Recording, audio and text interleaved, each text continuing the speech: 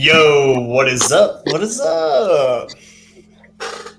Dude, you might die tonight. I'm know, worried bro. I'm worried about you, man. Tonight might be literally you'll watch the death of BK, man. Oh my god, Oh bro. my god. 9 million Scovilles, man. That is So somebody suggested nuts. on a bet. Welcome everybody, first of all. Y'all Yeah. hang out with us tonight, man. Freaking chill with us. We got an awesome show tonight, man. It's gonna be fun. Man, we're just gonna lay back and chill, talk some fishing, talk some sports, talk some freaking beef. Oh my god, we're gonna have some fun. But first of all, BK's got to pay a debt, and BK, talk about the debt that you have to pay off, man. That it's your turn this time, bud. Yeah, good friend of the show, Scott Shishowicz, decided we should put a little bet down, and I put my. I'm always for that, man. Like I'm down. Well, considering we run an illegal gambling ring at the KFL, man, we're always about betting. You know what I mean? Yeah. But I like the spreads, of course. I like to. Greg and I like to make some fun bets. Greg had to eat a Pocky chip, which was like 1.5 million Scovilles, and damn near killed him. It sucked. And someone in the chat was like, "Hey, you should bet a Nitro gummy bear." And I was like, "Yeah, I'll do it." So it came in. I got ordered. That's it. I mean, it's that tiny little guy there. But let me see if I can get this to focus. Yeah, there. Here, let me do it. Let me do it this way here. Hold on a second. Let's see. Hold on. Here we go. There we go. Yeah. From Flamethrower Candy Company comes the next experience for those who seek the heat. Little Nitro has been infused with our signature 9 million Scoville. 9 million Scoville unit chili extract, making him 900 times hotter than a jalapeno pepper. And that's the little... That's that little bitch right there. Little fucker right there. Dude, that's like 7 times hotter than what I ate, dude. So, dude, I just hope the flavor is not bad. Like, I hope it's not like cinnamon or something. Like, I hope that at least the flavor is good. The Pocky chip is disgusting. It tastes like cardboard, right? And the reason why you lost the bet is because Norfolk Privateers went up to Pennsylvania and won. Yeah, right? You said that they had no chance. I know, bro. But, I did get Pennsylvania's fault. I do. Like, it's bad when it comes with a little sticker that's like, put you eating it on YouTube. Haha. Can you go a full 5 minutes without relief? Well, I'm not going to do milk. I do have some beer and like a couple tortilla chips. Beer makes it so much worse, though. I know, but I'm going to try to not. I'm going to try to not go milk. If I have to go throw it up or get some milk, then it is what it is. I can't believe we're going to try. Got 9 million Scoville, man. We're going to try. Scott Disher, you are Satan. Scott. Oh my. Is what it is, man. But there it is. Yeah, it comes in this nice little sealed package. So yeah, my God. We'll see. Yeah. Not super excited for it. I'm gonna be honest. Insides are gonna melt. I mean, yeah, I don't have anything on my stomach either, so that's gonna hurt. Yeah, you might want to eat some chips right now. Like, eat some chips before. Dude, I'm not actually scared to like eat it. I'm more scared to poop. Your wife is worried about you, babe. If I call for the milk, just come in here, just pour it on top of my head, whatever. But yeah, I'm worried, babe. I'm scared. Is she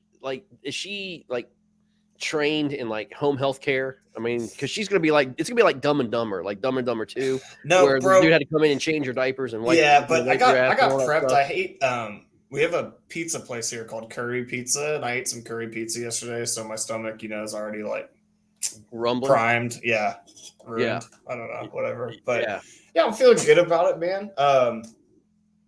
But speaking of toilet, I think we have someone. Sean Spear says you definitely are throwing up if you follow that thing up with beer. Yeah. Yeah. All right, Sean. Maybe. I don't know. Yeah, man. But speaking of something that made me throw up, let's pull up that KBF schedule. What a transition. By the way, I want to say this, and this is all sincerity, man. All our guys in Florida, man. I'm glad that all of you guys are safe, as far as I know, dude. Thoughts and prayers to the west coast of Florida, man. They get hammered. Yeah, man. Got a lot of work. It's sad. Got a lot of work people there, fishing people. So yeah, man. I hope everybody's okay, doing well. It's hurricane season, man. Like, yeah, I mean that one was bad. That one was bad. So yeah, man. Yeah. All right.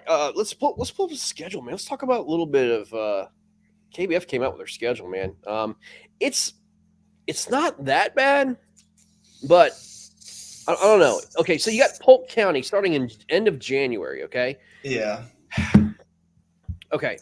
Dude, we've kind of hammered down on this Florida thing, man. Like, just do it earlier. Like, Greg, you were there this year. Why? It like you never learn your lesson. Like, you never learn your damn lesson. It's always disgusting weather. We've said it before. We've even tried this, with the KFL. We had like little tournaments and stuff. It's either the end of December, which I know is Christmas, but you could do it like the week of like after Christmas, like like between Christmas and New Year's. Right. And where everybody's traveling anyway, having a good time. Or you can do it like the first or second week of January, right? That's when the fishing is so damn good down in Florida, man. It's unbelievable. Yeah. But they do it always the end of January or into February, and the weather always sucks, man. Always. It's windy as hell, and the fishing's terrible.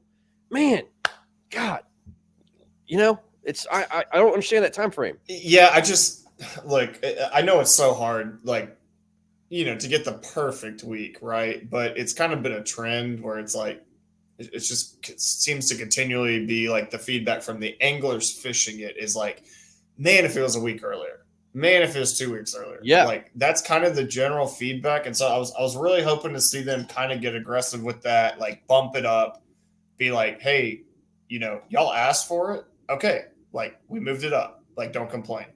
Good deal, guys. I'm glad you guys are okay. Bob and Russ, all good. Sean, even in Florida, man, I'm glad you guys are safe, man. It's good stuff. So, second one's Lake Murray. End of February. I do too. I do too. It's always a good event. I don't know if it's a little early, but I mean, it's still Lake Murray's a Look, I'm not someone that like loves the spawn, but I do like when you can go to a pre-spawn lake that has big bass. Like, I like it. I like where it is on the schedule. Yeah. Lake Havasu in April, skipping March, going to Lake Havasu in April, which is in like Arizona, isn't it? Yeah. Well, I mean, that counts out half the country. It's strange. Yeah, strange location choice. I mean, I know in Arizona, Havasu is supposedly like a very, very good lake. I've never fished it. Yeah. So I actually like I guess if you have to go to Arizona, that's a cool place. But why would you not go to like Clear Lake at that time? That's kind of if you're going to go on the West Coast. Yeah, like if you're going to go West Coast, seems like Clear Lake's the choice. But I mean, Clear Lake always gets picked. Maybe the anglers over there asked for a little mix up. I don't know, man. Right. Seems strange. Yeah, it does. St. Clair, April 15th and 16th. So I was actually talking to Eric Polenz about that. That's going to be fire, dude. Dude, good job, KBF. Good job. Yeah. Very smart. And then they took a turd here. April 22nd and 23rd, Grand Lake. But they said that you could fish anywhere you want to on the lake. You're not limited. Look, man, when I made the throw up joke earlier, this is what I was talking about. If you've never fished Grand, and if you're from Oklahoma or North Texas and you think otherwise, you're wrong. It's not a good lake. Why would you not choose, if you're wanting to go Oklahoma, why would you not choose like a Table Rock or something like, or even outside Oklahoma, like the Lake of the Ozarks or something like that? Well, so like Table Rock's in Missouri, right? Well, I'm talking about the area. Oh, the area. Okay. Yeah, talking about the area, right? Yeah. Look, I just don't get Grand. I've fished Grand twice. I don't get the draw to the lake. Oh, gotcha. Okay. Yep. Makes sense. Yeah, makes sense. I don't personally understand it. I don't know why you want to go to Grand.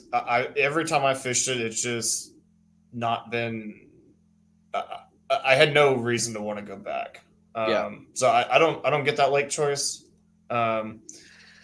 If you're trying to like draw the Texas crowd, then that's a real bad But choice. you have to understand this, though. I mean, it's not just so much the lake choice; it's also who he's working with the tourism bureaus, right? You know, I mean, that's where all the money's coming from. Sure. And so, I mean, Man, all but these lake choices- Branson for Table Rock would be awesome. It's old people Vegas, man. It is. It would be awesome, right?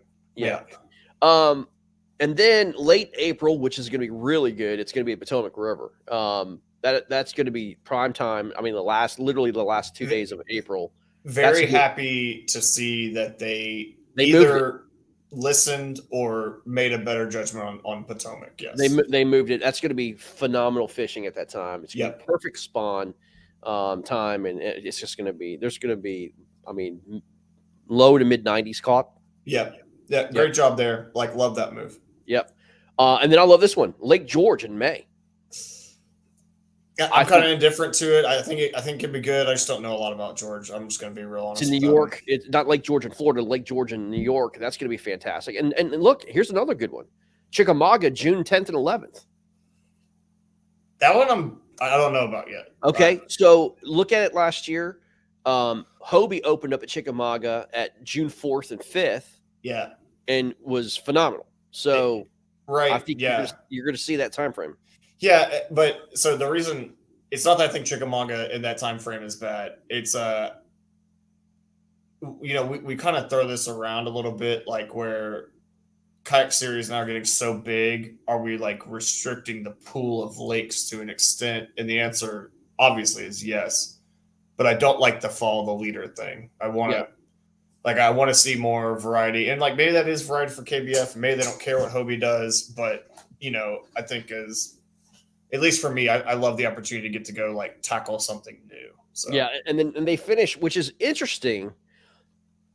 KBF is finishing their season in June at the California Delta, June 24th and 25th. So, and then I think they're going to be doing the national championship later, like in November. So yeah, I love the choice for the Delta. Yeah, I don't know if I love the time of year for the Delta. Right.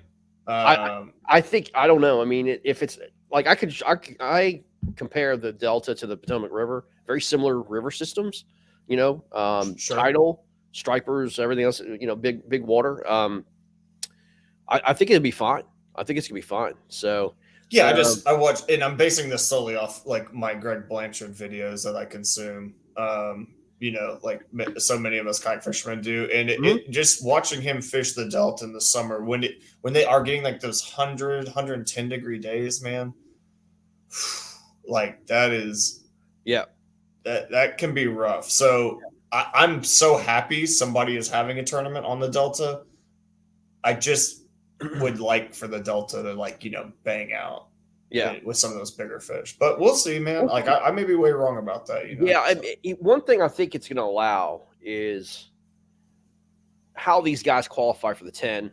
Right, there's a lot more opportunity for these guys to hammer down some of these.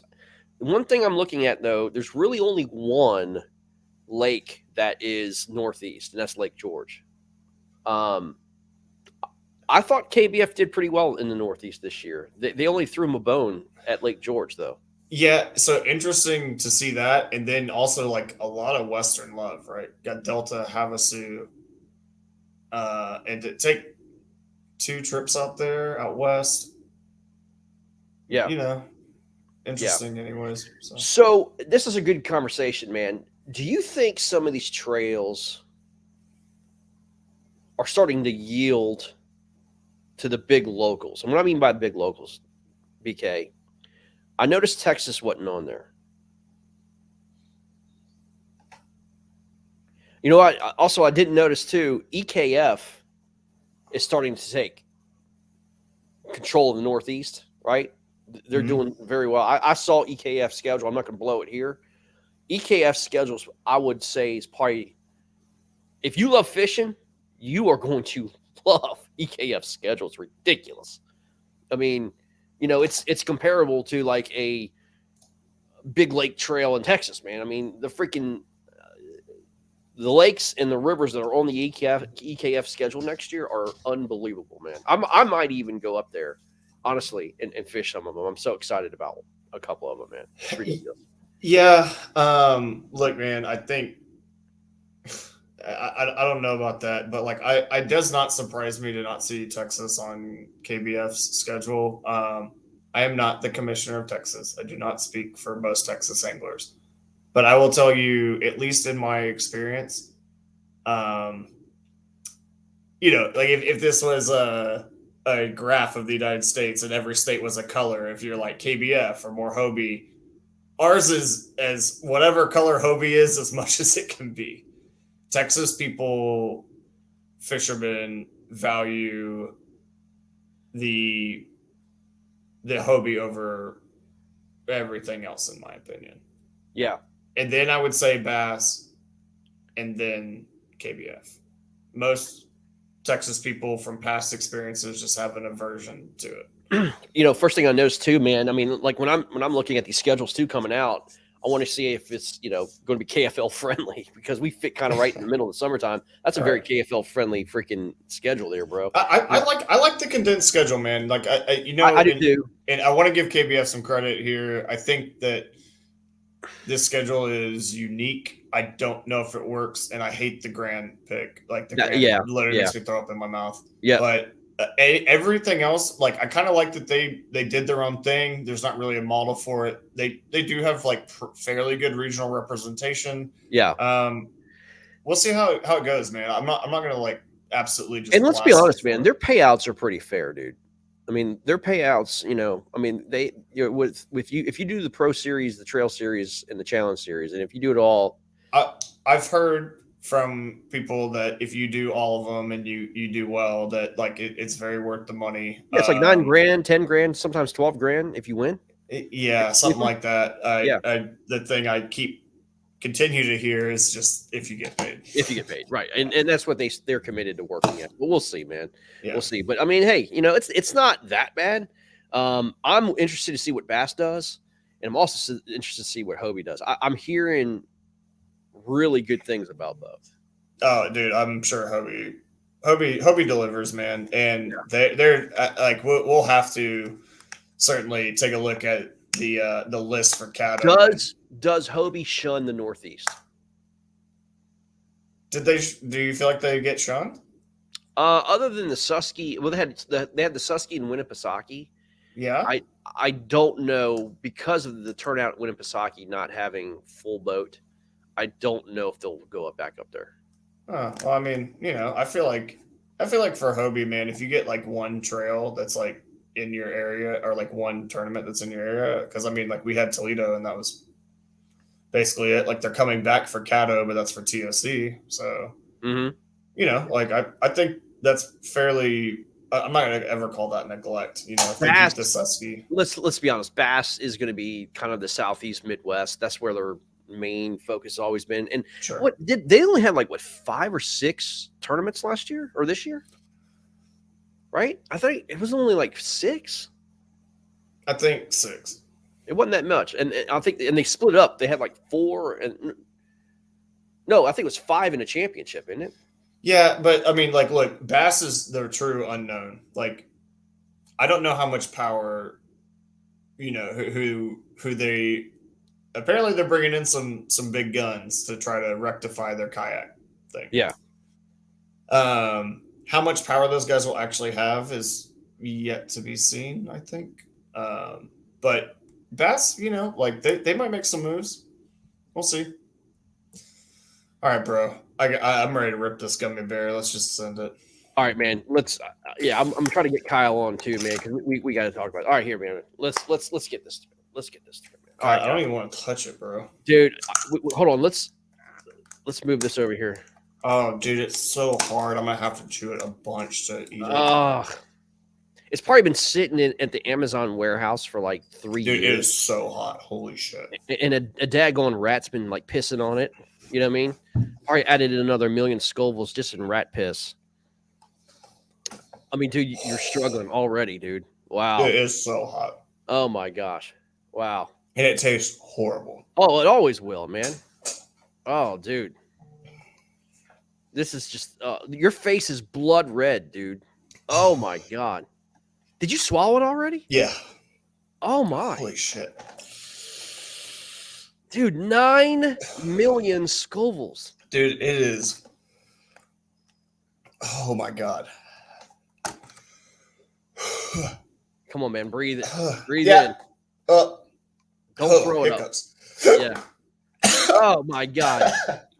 Oh, your anus is like squeezing, like it's like this big right now. It is. Dude.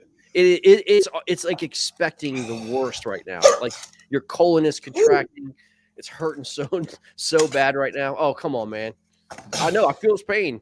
Breathe in, breathe. Oh my god. Look, your stomach's already like rejecting this horrible, awful ordeal here. Did you eat the whole thing? Oh, Do man. what? The wife's gonna have to come save him. Yeah, I ate the whole thing. Oh my god. Late night.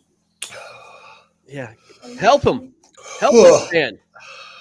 Help this man. He's getting ready to cry. No, I'm all right. Kyle in here. Kyle's here to join us as well. Yeah, He get him in here. just ate this 9 million Scoville gummy No. bear called Nitro Gummy Bear. Hurting, man. Do you know Oh, the God. 9,000, like 9 million or whatever? Dude, Gee. you know what? This That's man. like 8 times the like Scoville rate of a Carolina Reaper. Yeah, I know. Fuck Yeah. that. Yeah. Whew. Oh my god. You are the man. yeah. Dude. Oh, You are the man. dude, that is so hot. There you go. Oh my He's god. crying. Dude, I mean, I don't blame you. Dude, it's 7 times hotter than that Pocky chip, Kyle. That thing's disgusting. Fuck that. Okay. I've made some ghost pepper hot sauce, and it's pretty hot, but it's tolerable. But Yeah. fuck This that. is- Fuck that other stuff. I'm telling Dude, you. that's so fucking hot. Holy shit. Oh my god. Yeah. Dude, my breath is like fire, bro. Oh Wow. my god. Help this My stomach hurts, man. SOS. Stomach Nick hurts. said he felt Bless, the same dude. way watching the last 30 minutes of his playoff game. Hang on one second. Oh my Yep. god. Bread, milk. No, Yeah. I said I wasn't gonna be a bitch. I'm really trying not to do milk or anything. I know, man. Dude, I Okay. can't believe you swallowed it that quick, though. Dude, chewing it was horrible. Yeah, you just engulfed it. Dude, your stomach's going to melt. Dude, it feels horrible right now. It feels so bad. You have fans, though, man. You have fans. We are not Oh, worthy. Oh, my God. Oh, man. God, I'm like shaking. That is Shaking. fucking hot. Oh, I don't know how if I throw that up. It's gonna hurt so bad. So if you start stripping off your clothes, we're going to start moving this over to the OnlyFans, our Yeah. Motion Sports OnlyFans account. You can see Blake running around his house butt naked trying to cool his ass. Oh man. Okay. Oh my god. All right, dude. Kyle, bro, what up? Yeah, he's the man. You have fans, bro. You have fans. Dude, that is horrible. Was it? It's not even the heat, man. It's how bad it feels in my stomach. Hashtag, yeah, y'all go ahead and make this hashtag on Twitter. Pray for BK's butthole. Oh, man. Oh, dude, my stomach. What is this, water? So, Oh, thank you. Oh, that's Eggs. your wife's amazing, man. Dude, yeah. Fantastic. Like, You'll it's be the, good right the now. heat's really not, like, the heat is okay. What it's doing in my stomach is not okay. Yeah, you need to have like a margarita or something right now. Like you need to have like God. you know. Oh, God. No! Dude. Scott, I hate you, bro. God. God, I gotta get something in there. Yeah, get something in there, man. Oh, dude. You got to write a blog of what happens like tomorrow morning. Like No. when you take your atom bomb dump, right? You got to do it like explain in great detail what happened. Dude, it's like burning my stomach. I know. That's what the Pocky chip does. It's terrible. You need Yeah, I've some. eaten really hot sauces before, like 2 million Scovilles and stuff, and my stomach never hurt like this. It's like burning. Yeah. God bless, dude. Well, this is going on YouTube. Remember they like the sticker that they put up?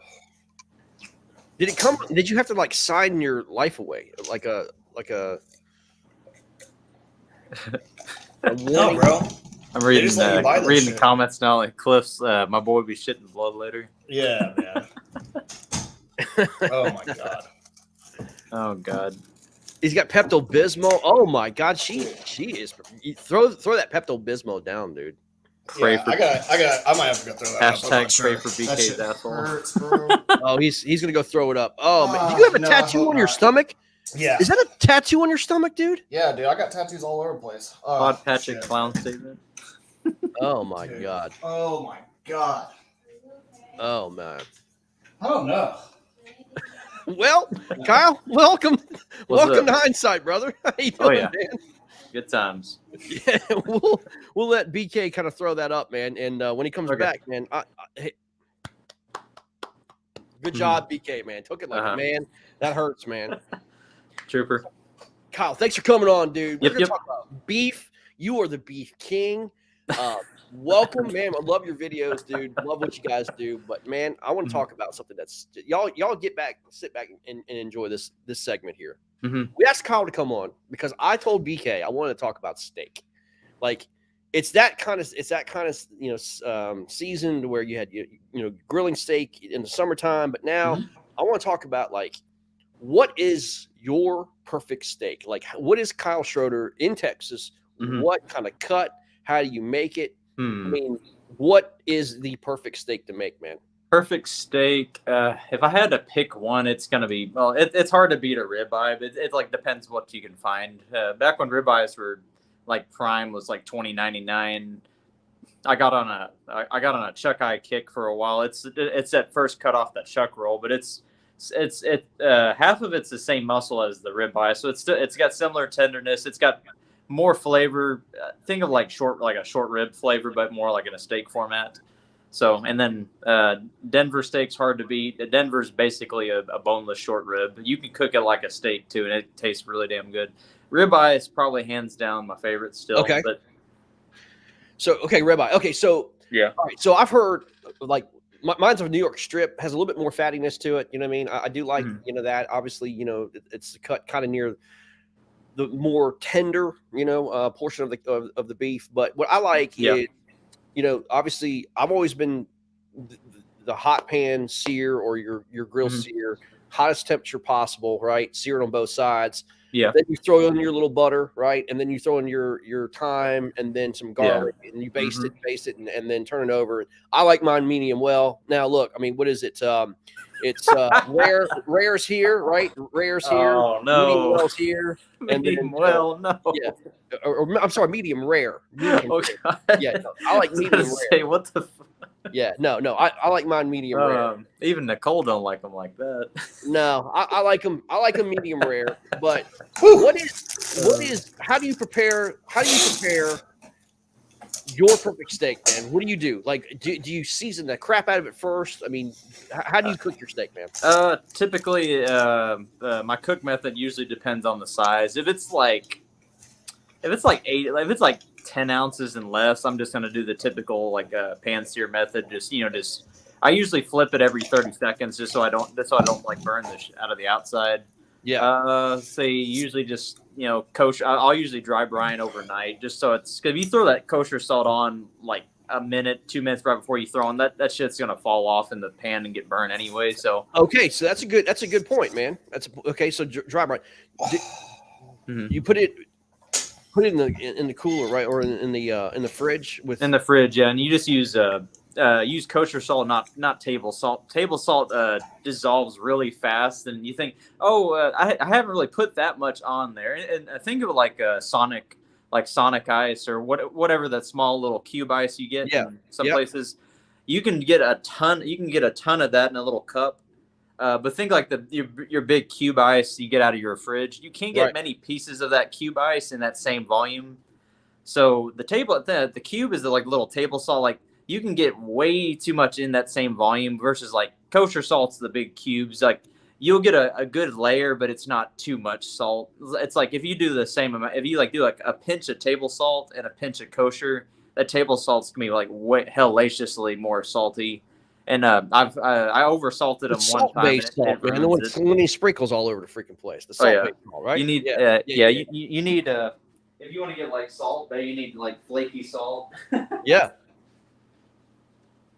But this is I made some flaky salt, but this is some big ass fucking granules. Jeez.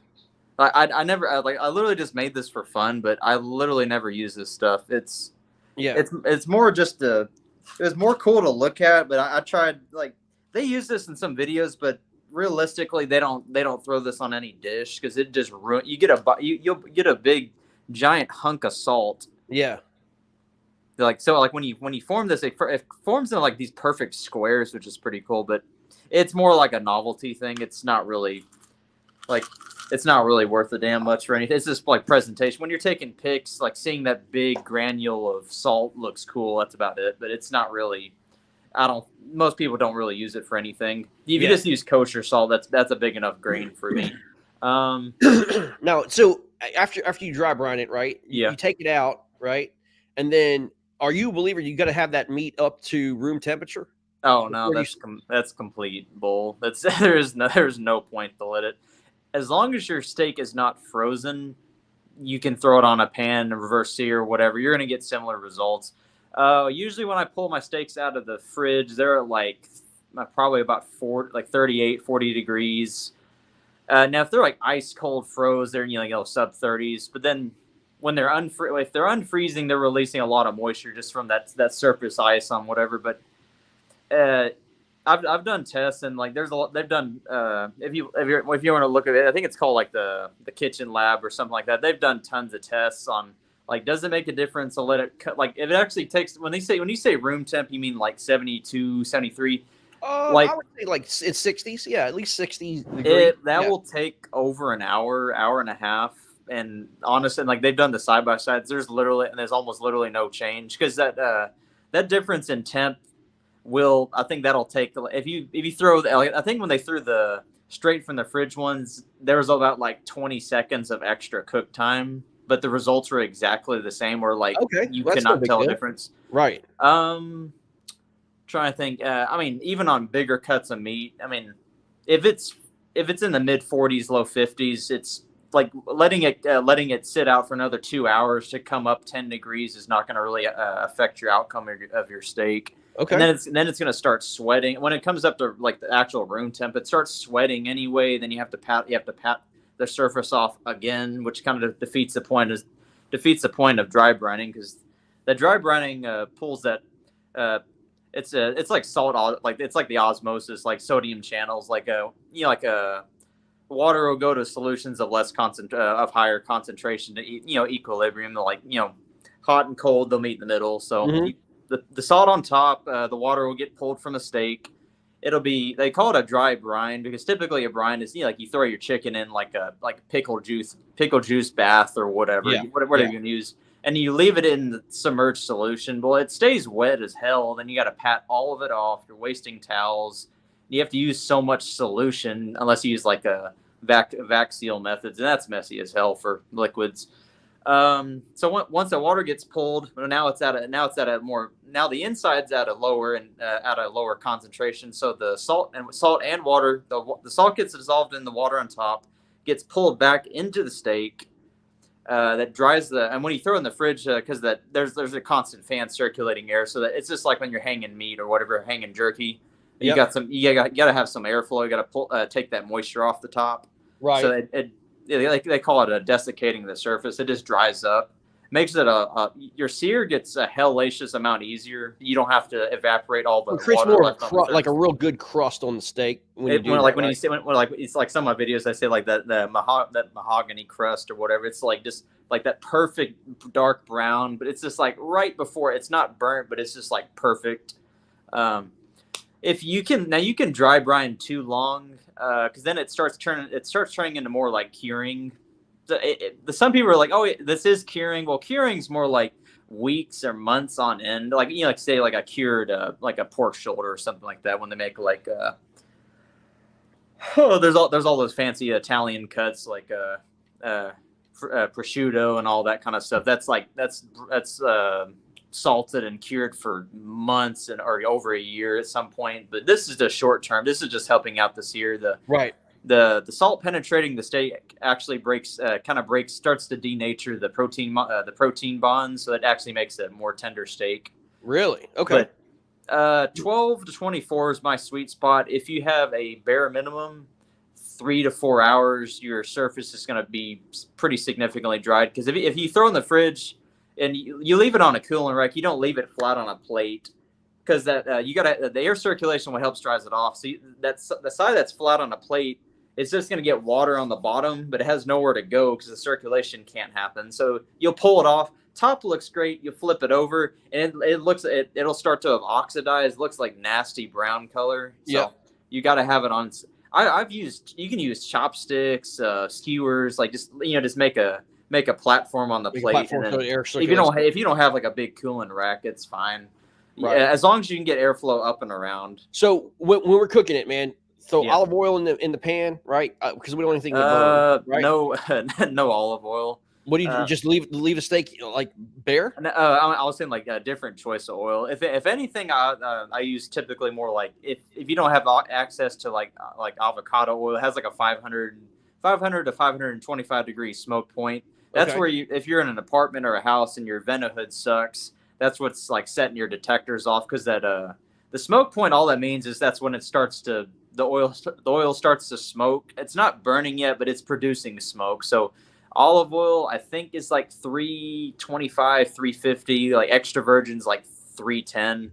But like searing, to get good sears on steaks, you're in that upper 400, 600 degrees. So it's just like if you want to give it an experiment, like get a cast iron, like ripping hot, medium high, or turn it all the way up to high, drop some olive oil. It's gonna like instantly combust. So it's for if like a reverse sear, like if you're searing only 2 minutes, you can get away with it. But if you've ever seared too long, you notice the oil starts to turn like black, almost like a really dark brown. Like say like you've seen the fryer oil in some places like Hell's Kitchen or Restaurant Impossible. Like we've been using this oil for 2 months and it looks almost like dark brown black color. That's because that oil's denatured and broken down. It just when it like this oil smells rancid. That's just because it's the heat's broken it down over time. Just whether it's oil or protein, like long-term heat exposure breaks it down, and just it's just not what it is anymore. It might as well be sludge. BK, are you okay, man? Dude, I'm good. Like the mouth heat actually was like fine, but God, dude, that thing in my stomach hurts. Did you yak it up? I did not. But wow. I did not. It's just down there, just incinerating. Away, huh? Yeah, man, rough. But hang on. Dude, it sounds like y'all going deep on steak, but we're going. So I mean, it was interesting because he was talking about dry brine and trying to get that oxidation off and all that stuff. And then he says the ribeye is the best cut. I think it's the New York strip, man. Yeah, I mean, ribeye is the best because of the fat content, but I actually like eating filet quite a bit. So yeah, filet. I want to talk to Schroeder about Throwdown, man, because we got Texas Throwdown coming up. He lives next to both the lakes. You pull out some beef. He's got some beef right there. Well, if I had another choice, it would probably be picanha. Yeah. But my man's always cooking that up. Typically, I'll use this to sear in now. It's a smoked tail. This is all from that brisket trim I did. Well, this is like half of it. The other half went into the burgers. So nice, bro. You already talked some Throwdown? Like this smells amazing. This smells just like that, like the hickory and like pecan stuff I was burning for it. It just smells amazing. Nice, dude. Nice. Put a wick in this and use this as the candle. I hear you, smell man. good, but typically, like if you're budgeting steaks, like hell, I think this one was, what did I get this for? I got this for like $3.48 a pound. What? Yeah, it was. This is one of the weird things at Walmart's the only one that does like these weird sales. No one buys picanha. No one knows what the hell it is. All it is a top sirloin cap. It's super beefy, but it's really tender anyway. But Wow. It was $7 a pound. It got reduced 60%, so it went to like $3.48. Oh my God. So I mean, this is what is this, like 5 pounds? This is like 4.5 pounds for $14, so it's cheap as hell. That is cheap. So like I'll just cut this into like inch and a half steaks, and just I can vac seal it after that and just use it forever. I have man. I think I have 2 of these left. I have a prime rib left. I got some dry aged steaks. Got some ribeyes left over, but Jesus. I mean, I have to be smart about buying stuff. I only have that top fridge space, so I can't like buy like everything. Eventually I'll get like a chest freezer, but Picanha and Tri-Tip are amazing for their price too. For sure. Nice. Hey, Yo, BK Kyle, had a question about the Throwdown, man. Yeah, man. Let's switch gears a little bit. Let's talk some fishing, man. Okay. Throwdown coming up. Yeah. You got King of the Region last year. JR Maccabee won. He won on Stillhouse. One on Stillhouse. Yeah, for those that don't know, we got Throwdown. It's a tournament here in Texas where you get to pick the region you're going to fish for, and then it's like the top 5 bags from that region. Mm-hmm. And then they have like individual awards, stuff like that. So, Kyle, are you you Southeast fishing as for, well? man? Say again? Are you Southeast as well? Yeah, Southeast. This is just because that's just the only the really trail I fished this year. Yeah, I am also fishing Southeast. So Southeast is going to crush the entire state, man. I mean, the anglers in Southeast are ridiculous. I don't know. I don't know, man. We got some good anglers down here. I mean, Muller and Maccabee are 2 past winners. So yeah, I mean, we have there's a lot of good anglers. It's just like I think last year a lot of the Southeast guys fished more of that tannic dirty water stuff, and then last year, like I think I had a pretty small limit, but that was just kind of attesting to how tough the fishing was. I think I had like 78 inches, and that got 10th out of 120, I think. Yeah. But I was like, that's no way there's gonna place at all. They're like, oh yeah, you're first in the Southeast. I was like, the heck? I know a bunch of the guys went to Stillhouse, but that was the funny thing. Like JR was, I think, the only one to even place out of Stillhouse, but he coincidentally won it, but nobody else placed out of Stillhouse because Stillhouse is brutal in the summer. This kind of early fall, late summer pattern. It's just I don't know. So how do you qualify for the Throwdown? You just everybody can sign up. Oh, anybody can sign up. It's just like an open. Okay. The first Throwdown I ever fished was like 2017 it was on Lake Buchanan. I'd never even fished. I'd never even heard of the North Texas Trail or anything like that. I think this is when I think the TKT Trail was still around. This is before that whole tail cutting incident the year after that. It kind of went away after that.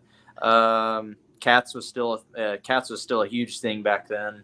Yeah. It's gone and I don't know, gone to the wind right now, but unfortunately, so is ACK. Unfortunately, that was the closest kayak shop I had because now I got to go all the way out to Mariner Sales. But I mean, so BK, all 3 of you were involved in my PB. Yeah. When I caught my PB in Georgia, I was facing Kyle in KBBT, and BK, you were on air too. Yep. That was a special time. Yeah, man. And Kyle whipped my ass still. You caught. I think you caught that one PB, and they said you couldn't get away from those like 12 and 13s. It was terrible. Like that. You caught like after that.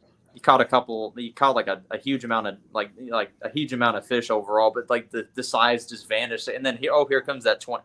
Was it a 24 or 24 and a half? 24 and a half. Okay, that's that's what I was thinking of, something like that. Yeah. So that was almost 2 years ago. It's interesting how they're doing it this year. So you can fish Belton or Stillhouse. Stillhouse, like Kyle said, probably has the bigger fish on average. Has a lot of grass, a lot of deep water though, and then the grass, like where it has grass, it's immense grass. I can give it a quick rundown if you want. Yeah, go ahead, man. It's not that big of a lake, but the problem is there's not many launches, and I remember, I think the whole south end of the lake, there's about a 3-4 mile section. There is nowhere close to it. This is why I didn't fish it last year and Stillhouse is pretty gnarly too. It's more like if you've ever fished Buchanan, Ritson Chambers, a lot of those. Highland Reservoir. They're just big bowls like with a little short cuts in to get out of the wind. But if if it's coming out of the south or coming out of the north, that whole other end of the lake is pretty much over 10 miles an hour, 15. It's like unfishable. You're gonna be seeing like 2-3 foot rollers. There's just nothing to break up that wind on that lake. Oh, it's a normal northeast lake then. Yeah, yeah. Exactly. Those boys hang on, man. They get their like- sea legs. Like Blake was saying, it's super duper clear. As much hydrilla as you want, and also way more than you want. Because it's so clear, hydrilla grows as deep as that water clarity gets. So Stillhouse is average, I think, about 10 to 12 foot viz. That's mid lake. The up of the dam, I've seen 18 to 20, and some people have said it's even clearer. Now we haven't had any rain the last 3-4 months, so the lake's down about 15 feet right now. I know Belton's like at 80% pool, so Stillhouse is probably pretty similar. It's because they're both similar as far as like water depths. Stillhouse has a lot more shallow areas, so it looks a lot more drastic on Stillhouse. Like Belton has a few ramps that are you can't launch out of. They have chains across them because it's too low. But Stillhouse, it's just hydrilla. There's rocks and stuff if you can find them in the grass. Right. A lot of the shoreline cover is it. Like no joke on the shallow end. When I went 2 months ago, the bushes I was fishing last year they're about 45 yards out of water. These are the shallow flat areas. Like obviously they're still you can go find hydrilla in 23 foot of water still right now. I mean, that's just how damn clear that lake is. Right. So you'll be losing a lot of crank. If you find rock, you'll be losing a lot of jigs and cranks on those zebra mussels. They stick on everything. Yeah, man, zebra mussels on both these lakes are brutal. Yeah, gonna be rough. It's something that we don't have to navigate a ton here in Texas. So yeah, and it's so clear. We've got to be going lighter line too. So on some of this stuff, but yeah, Belton is our best smallmouth fishery, I think, anyways, in Texas. So yeah, interesting tournament. One of the few Texas tournaments you'll see where you'll actually be seeing lots of small draws. If someone can catch a 20-inch plus, that's going to be a monster. There's typically Belton is mostly known for 13 to 15 inches. I think my personal best anywhere and on Belton I think was a 16. It's really hard to get over that range. Jason Delfraise has the current catch and release record for a smallmouth. That was back in 2018. He caught, I think it was a 19 3/4. If I'm remembering right, I'd have to look up the Texas Park and Wildlife, but that's something I remember because I caught a bunch of like 14s and 15s. Like 2018, this was like completely different lake. We were like 10 foot high water because like I was pedaling over the tops of pavilions in the launch areas. All right.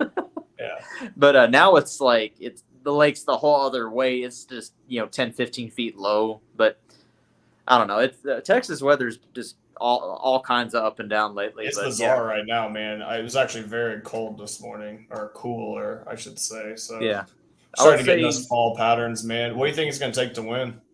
To win, honestly, if someone can catch anything over 20, like if you catch one fish over 20, you're more than likely gonna. If you can get it like a decent limit, you're gonna be like top 5, probably. I would say with 90% certainty. 20-inch fish outside of Stillhouse are not common at all. Like I fished Belton for like not super consistently, but I've been out to Belton a lot since like 2018.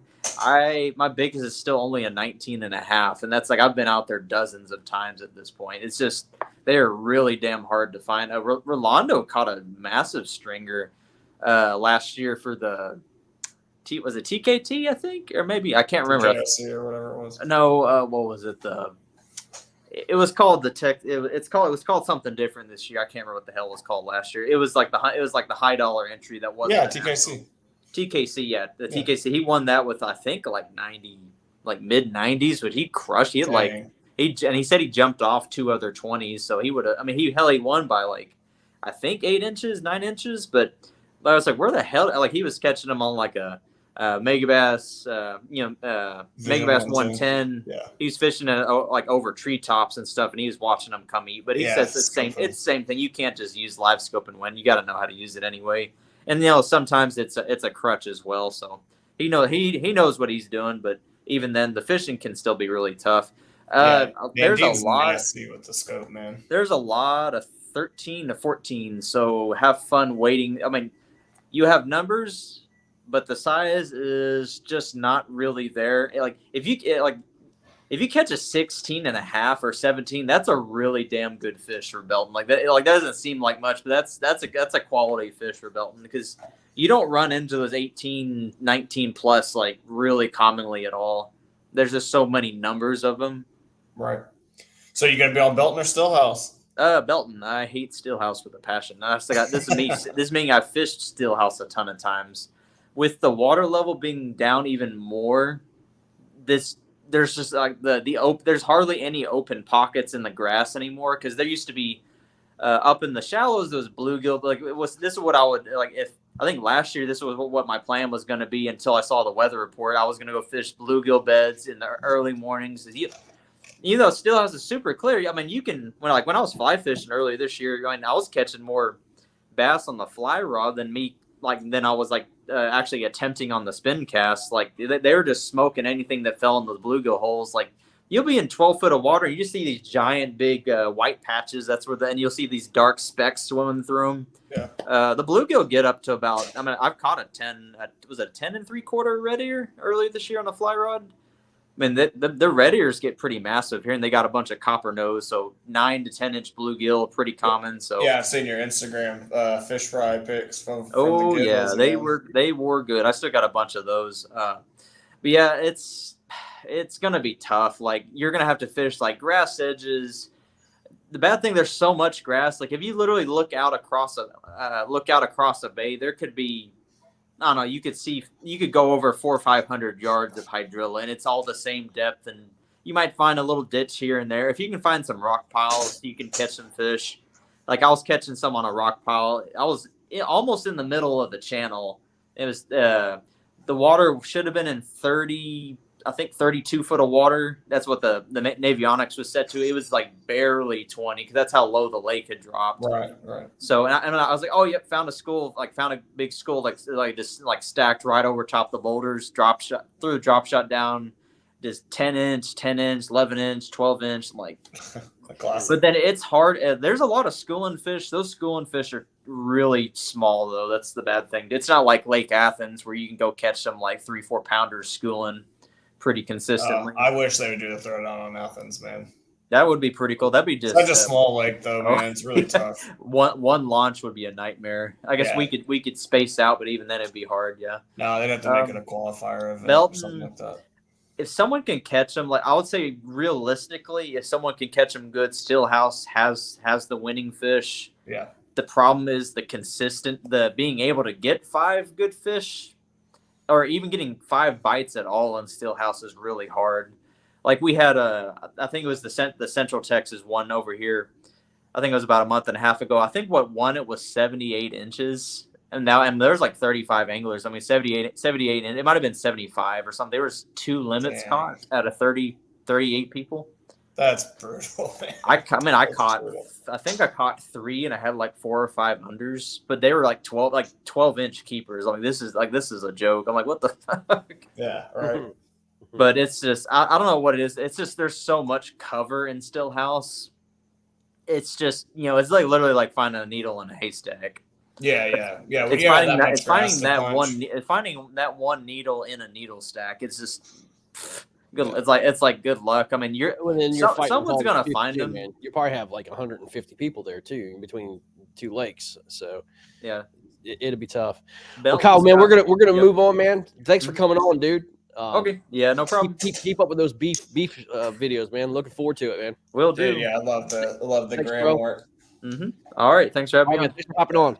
Yep. We'll see. Later, bro. BK, I got a question for you, man. What's up? Bait of the year. What if you had one bait that dominated this year in these tournaments, man? What would it be? Oh man. I mean, I always go to the jackhammer, right? Always feels. Do you like think the jackhammer won more tournaments this year, though? Dude, it's just like when they eat it, you can't be throwing anything else, man. Like, I feel like that's it. Definitely won that gummy bear I ate. I'll tell you that, bro. Yeah. Shit hurt. Man, I I think the drop shot. The drop shot has certainly gotten notoriety, but I think it also just depends on like, where you're fishing at. I will say though, for whatever reason this year, if I didn't pick chatterbait, I would absolutely pick a jig. Feel like the jig has kind of made I know people fish it all the time, man, but it's like a resurgence, like Garrett had a really good year, big jig fisherman. Like, so that those would be my three. So the chatterbait, drop shot, and jig, man, was the top three, huh? I think so. I mean, two of those are more finessey style, I guess. Like slower fishing. One is just kind of like power fishing through. So, do you think the freaking like guys need to learn how to kind of slow down a little bit their fishing and pick places apart? Or, I mean, the guys that or the more successful guys that cover more water, because that's all you hear, dude, is cover water, and they're throwing buzz baits, jackhammers, whatever, to get the bigger bite, I guess, or a bite. No, I think it's all like, I think it's all spot dependent, man, on like what you're doing. Like, I think those guys that cover water, I think they're just throwing at targets, right? Yeah. And I mean, like, I guess bank line, cover, whatever. I mean, yeah. And I mean, I guess the other bait, that's probably and will probably continue to rise in popularity with how much live scope we have is the jerk bait. Don't you think the jerk bait is more like cold water, springy? Not necessarily. I don't. I mean, I know that's what a lot of people use it for, but I think if you know how to use that in combination with swim baits and stuff, depending on what they want, that you can make them rise and eat it pretty much any time. I mean, we see tons of a lot of lakes though, man. I mean, are choked out kind of in late spring, summer.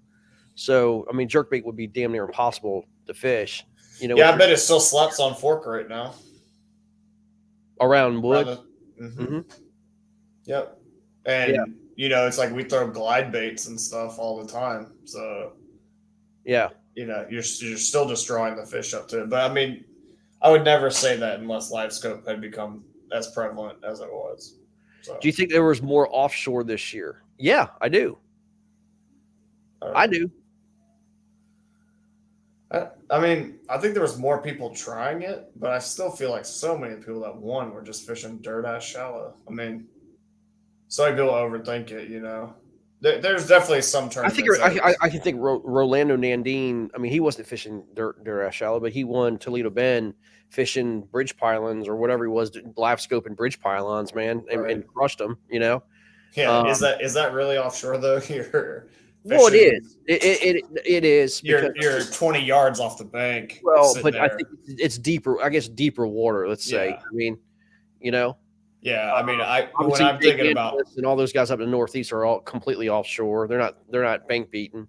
Yeah, when I'm thinking about like offshore, I mean like you're fishing like some kind of structure or something that's not visible above. Yeah, water. But that's more of like northern style fishing. Like St. Clair. You have to go offshore. But I think it's just fishery dependent, man. Like we're about to fishery dependent, right? Yeah, we're about to see Caddo. There won't be people fishing deeper than like 3 feet. Hey, I'll tell you this though. If you go to Santee Cooper, to be honest with you, dude, those fish were offshore. Like you looked at that last dude that finished out the day with like 109 inches. Yeah. On Sunday, he was going in places that everybody was fishing shallow, dirt shallow, kind of like flipping, cypress and stuff like that. Dude, he went completely in the middle of the damn lake and flipped those cypress out offshore and wound up pulling up a bag that was just ridiculous. I mean, ridiculous, Yeah, I mean, it's a good question. I mean, it's too hard to say. I think it's just fishery dependent, and I think there's always fish in both. And I think we're just seeing – I feel like people are starting to consider are more tournaments being won offshore because we've just gotten so much better in the kayak community at electronics. And that's really all I think it is. What do you see innovative wise with kayaks next year? Like, what do you see? Like, what's the next big trend for kayaks themselves? Dude, I have no idea, man. That's that's crazy. I think really what we're starting to see, at least in my opinion, and like I don't know, man, like the way the sport's going, we're just starting to be boats, man.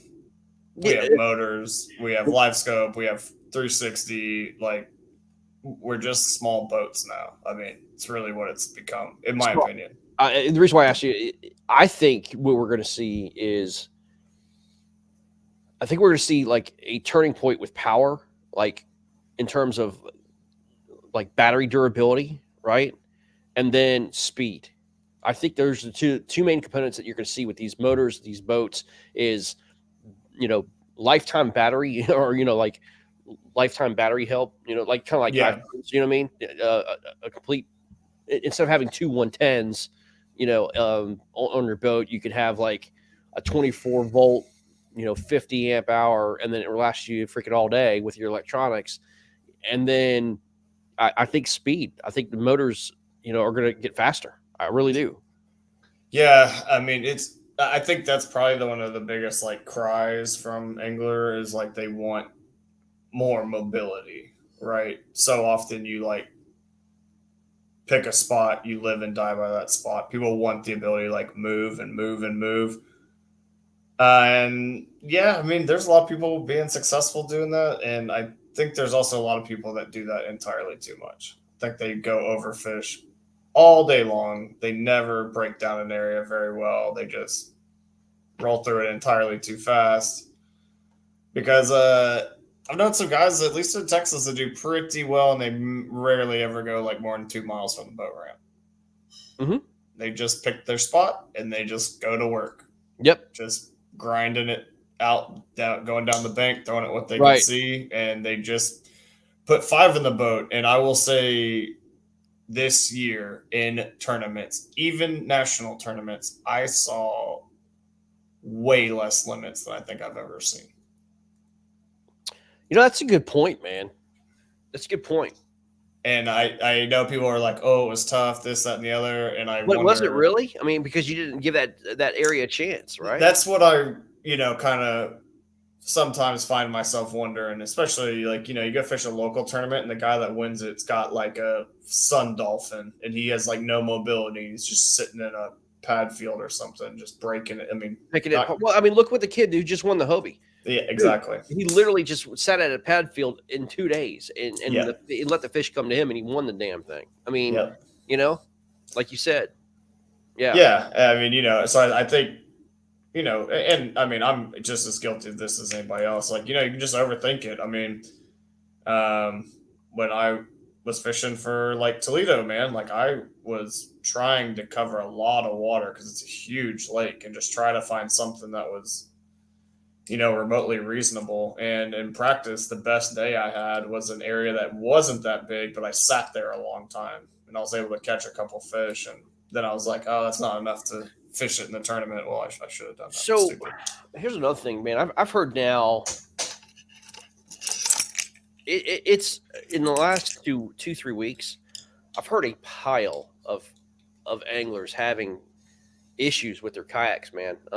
Like with holes, you know what I mean? Like really? It's kayak season and they're starting to get like, I mean, wear and tear and stuff like that. But I mean, they're starting to crack. They're starting to, become like, fatal cracks and stuff. And it's all brands, dude. It's not like just one particular brand, dude. Right. Do you think that we'll ever get to a point to where we have kayaks that, I mean, are a lot more durable, man? I mean, but it's plastic, dude. It's plastic, Yeah. So look, man, like they could do some crazy things with plastic. I mean, they really can. Look at Z-Man. Yeah. Well, yeah. I mean, like that, and like like I play disc golf. I mean, they have all kinds of like blends and stuff like that too. Yeah. Like, and even with like those type of discs. There are certain types that will like break in easier, crack easier, Sure. more durable, Yeah. last longer.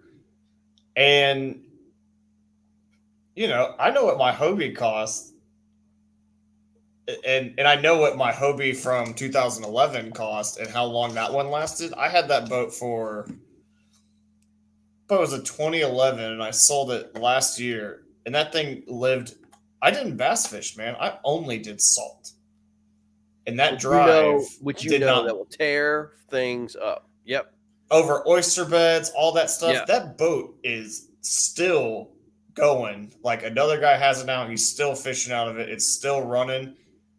And then I see these like newer Hobies, like, and I'm just talking about this because like I have a Hobie. It's like the drives are breaking. Like you have to get the drives fixed, or like, like where the seat goes down. Like I've seen people post pictures of like that breaking, and I'm like,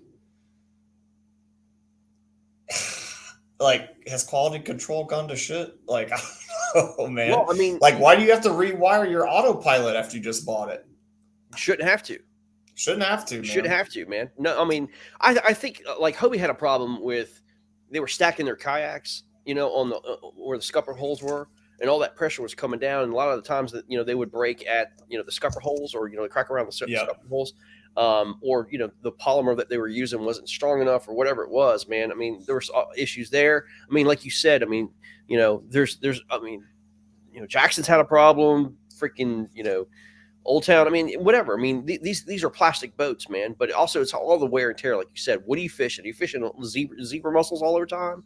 Are you fishing around, oyster shells? I mean, how are you transporting your kayak matters? How you strap your kayak matters? I'll just say this though, like Brooke has had a kayak, a little more off-brand, and that one cracked within like 3 months. Wow.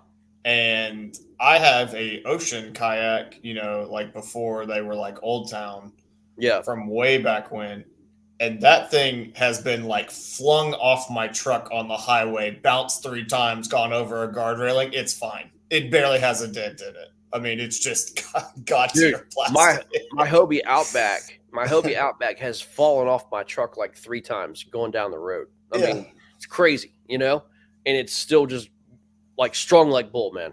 You know what I mean? It's crazy.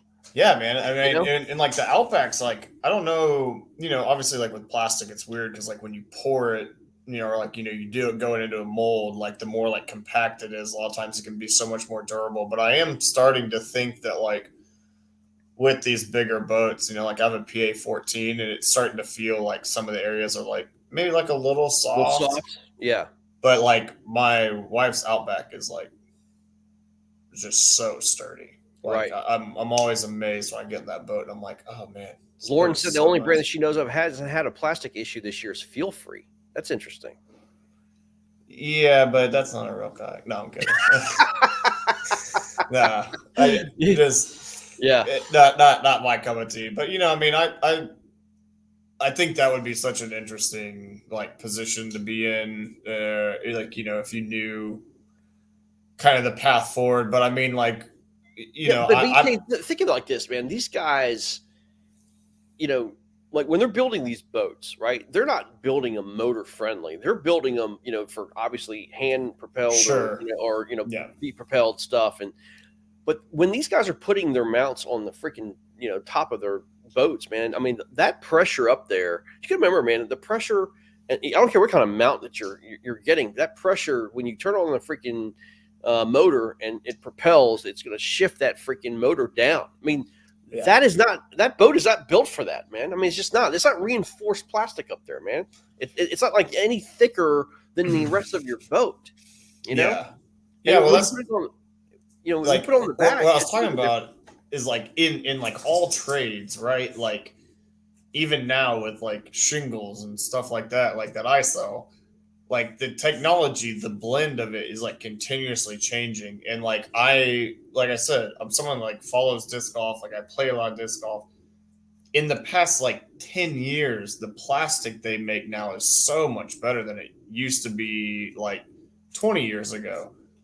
And I guess to me, it feels like kayaks are not going that direction as a whole. Seems like they're way more mass produced because there's way more people kayak fishing now. But it seems like they like blend, and so like I want to know like when that next breakthrough is, or who's going to be the first company to do it, to where like that's the actual selling point of like the durability. The plastic blend is more durable. Like I use Z-Man as an example. Like yes, you know what I mean? Like yes. That it's it's gonna be interesting. Let's see, not sure a lot of new designs are built. Oh no, Peggy, motors. They know they're doing it, and they are designing the boats around that, but it's not changing like the material, at least to my knowledge. Maybe they are doing that. I don't think so. But I'm talking about like where, like, so if they're like pouring the mold, if this is even possible to like make them make the bonds adhesive. Like if you know the front is a motor mount, the blend that goes up on that part, or like that you pour and cast and set first, is a different, like more durable. It's the plastic. same. It's the same plastic as a bucket. It's a number 5 polymer that they do. It's the same. It's the same blend.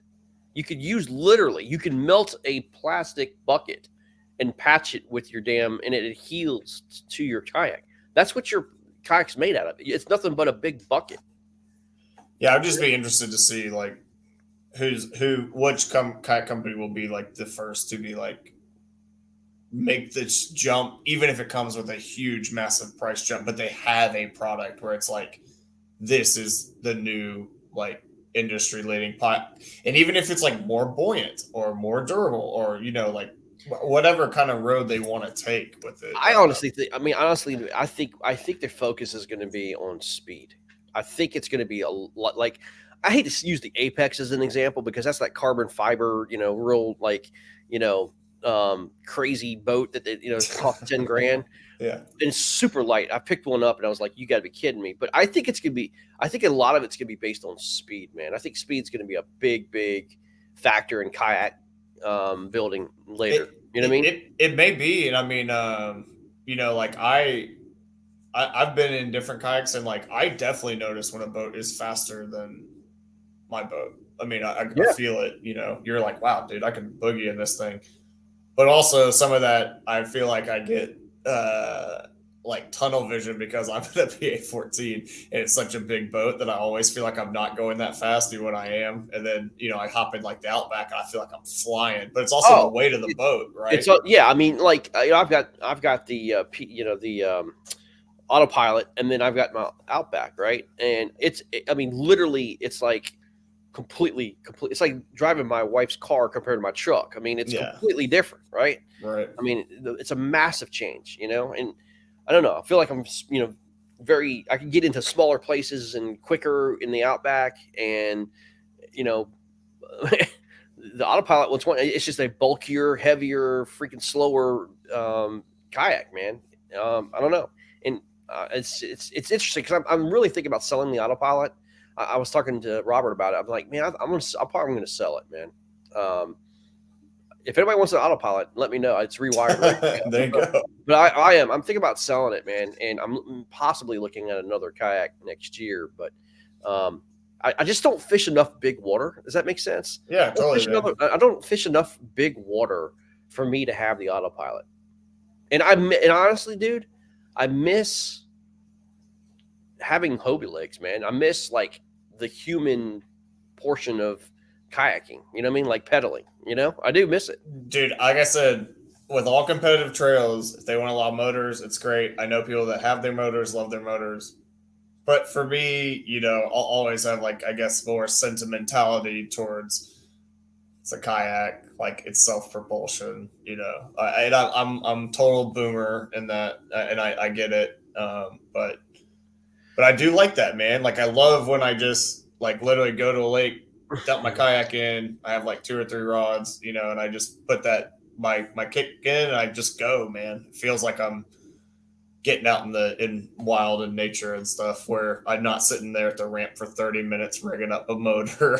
and a couple screens, and then a backpack, and you know, like I don't like that as much. People always give me crap, like I can't believe, you know, I mean, literally, I just throw my kayak in my truck, get it off, throw my stuff on there, and I'm gone. You know, Yeah. it takes me no more than 5 minutes, maybe. You know what I mean? I'm saying. But you know, and you're right. Like I think of Brad Case. You know, he comes up to this thing. He's got like The it takes him spider an hour. rig. Yeah, it takes like an hour to set up and then break down. I'm like, nah, man, that's not me, man. No, thank you. You know what I mean?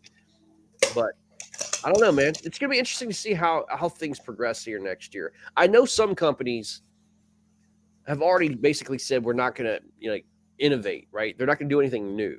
Right. And then I know some of them are like ready to announce some pretty big things that are coming up, man. So I don't know. It's gonna be interesting to see how all the equipment changes, man.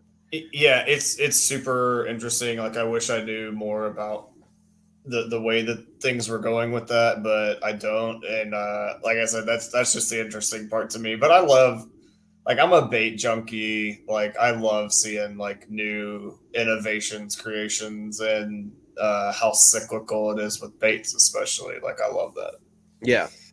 Like I think we're about to see a bunch of spinnerbait boys do real well at Caddo. Really? Man, Caddo TOC in the fall. Ooh, yeah, I think. And I noticed that too, looking at that TOC list, man. But we'll talk about that next Thursday. But man, there's a bunch of. We're gonna do it. We're gonna do a TOC breakdown, and next Thursday we're also gonna talk about a little bit of the KFL. Man, we got KFL championship, conference championships coming up. Where we're gonna break down into that as well. And then I do want to hear your final thoughts, man, about this. Last thing. Yeah. I know we hadn't talked about it a little bit on KFL tonight, but I want to hear your true opinion. Like, just, I mean, look, we're not here and being corporate about Granite State, man. What the hell? I mean, I know we talked to Marcone, but I want to hear like non-corporate crap. I'll get your just like butt honest opinion about what happened there, man. Dude, I talk about this. Me and you talk about this a lot off air. That's what I want people to hear. No, yeah, well, I know. Look, I'm not talking about Granite State specifically off air. I'm talking about, we talk about how fishing is a sport. 100 people on the lake, nobody on the lake. It's literally just go out and get the best 5 fish you can. Correct. The nameplates don't matter at all. It does not matter who's fishing. Like, it just doesn't. But it is amazing how often I sign up for a tournament and people that are fishing tournament are like, bro, did you see this guy signed up? So-and-so signed up. So-and-so's fishing. So-and-so's fishing. Like, dang, dude, I got to get a big we bag. Heard it about and I'm Arkansas, like, trust me. Okay. Like, and personally, like I when I started fishing and I started to figure out who people were, you know, that was a thing. I was like, oh dang, dude, that guy's fishing. You know, like being in Texas, I kept hearing about like, oh bro, you fished against Guillermo, and I was like, I don't know who that is. And then when I figured out who it was, you know, I was always like, oh dang, man, I heard this guy's awesome, and yeah. He like crushed us. But like that doesn't change anything I can do. I say all that to say, when you play the Maulers, I know teams are like, they didn't get in our head. We did this. We did that. That's bullshit, man. The Maulers do it to so many teams where you start doing crazy stuff, man. Like, and we see it all the time in this KFL, like across the league. Like, you're like, oh my God, we have a really good team coming in. We're going to put them on this shitty lake or whatever. Like we saw that this year. We saw teams playing defense, which is stupid. I mean, it's so dumb. So stupid. And Blake, I don't want to give us too much credit, but do you think they listen to too much noise like us, and they make decisions based on, you know, what they're hearing rather than what should be the case? I just had to eat the gummy bear from hell that actually mouth-wise burned. I should have just left it in my mouth and kept chewing it and then spit it out and said, there you go, Scott. Like, that's swallowing it was the worst fucking idea I've ever had. I'm good now, but oh my God, man, I literally had to like walk it off, bro. I was like walking around just like hands on my head. Like, I don't blame you, dude. I don't blame you. Yeah. But like, I hope nobody in the league, like when Greg and I are just given like our talking points, like, takes that too much to heart. Like even when we say, They "Oh, do, so and so had man. a bad week," They do. we know they do, man. But like, It's crazy. The messages I get, I mean, it's like I know, they take it way too personal, man. Like the Virginia Reapers. I mean, they'll take it personal on you, and then some other people take what you say too personally. It's like, dude, we're just talking, man. We're here to color commentate, right? Color commentate, right? But they make decisions based on what they're hearing. A lot of people let the noise get to them, man. They do, and I think, and God, I have beat this horse to death, and guess what? I'm gonna keep beating it to death until people get it. Like the teams that are good in this league catch limits, man. And I think the teams that are like consistently catching limits, not only do they have like good teams built for it, but they don't get too psyched out. Like they're not like Greg and I talk about this all the time. Like you see that you have to play Copperheads, right? Copperheads have, like all these hitters coming at you. Like when the league, at the start of this year, it was like Fox and Kasperic and Benetti and Denise and like on and on and on, Gann, whatever. And you're like, we have to find the 23s. We have to. And then the Copperheads win the game with like 140 inches, and the other team caught like 2 fish. And we're like, hey, there were no 23s. That happened the first game at Tenor Rock. It happens all the time. Yes. Like where teams like are fearful of like the nameplates across from them rather than just being like, I'm going to go do what I do and just put fish up on the board for my team. And with the Granite State this year, BK, about how many home teams shit the bed. Same thing, man. It was the same thing. Got way too worked up being like, we got Jordan Marshall coming to town. We got to like, that guy kills it everywhere. He's going to throw up 180 inches. Jordan fished fine in all the games, but he didn't have like I just threw up 198 on you game. He did not do that. And he's a great fisherman. Yeah. But Jordan's one of those guys that like doesn't really get spun out. He just kind of does his thing. And it was fine. And I think, granted, I said this earlier, I felt like they were looking at like past Winnipesaukee results rather than trusting the workhorse. I think when Mike Marcone won Winnie, that was their decision. Yeah. And rather than saying Mike won that event, good for Mark, we have Jake Inglis that's been our workhorse all year. Jake, go do your thing. We got Kuklas, we got Lee, we got O'Brien. They're all great on that lake, man. They've all done well all year. And I just think that team, I think that was the dumbest decision. Like, I don't know why they did that, man. I know they may have like some big brain strategy, but like, I don't think they had a limit under like 175 on that lake all year.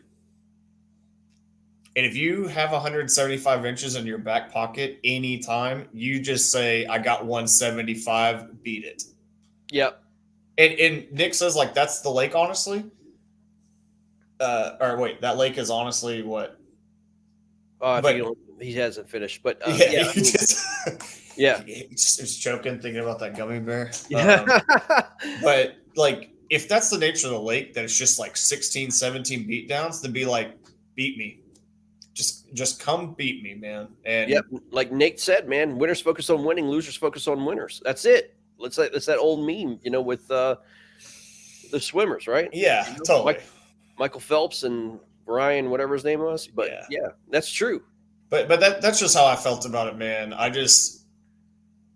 I felt like they saw the names and the past results, and they were like,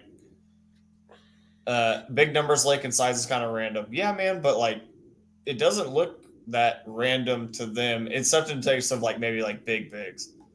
Marcone says that's how I'd approach it too. Not me, man. Dude, I don't know. I think you said it best, BK. You neutered your best freaking angler on his best water. I mean, that's just no other way to say it. I don't care what anybody says about it. Look, that is your leader. That is the guy who's been there for you all year long. you can't let them go put up 62 inches. Kukla's put up 15 inches, man. Steve O'Brien had a great thing, but I mean, who cares? I mean, he had a great day, but who cares? Did it really help him? No.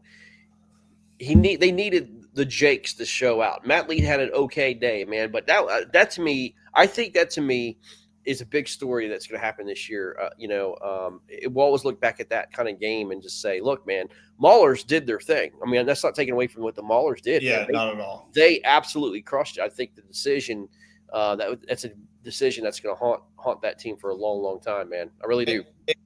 And I also just think that, like, look, we could still be sitting here saying the Maulers went to win and Pisaki and won.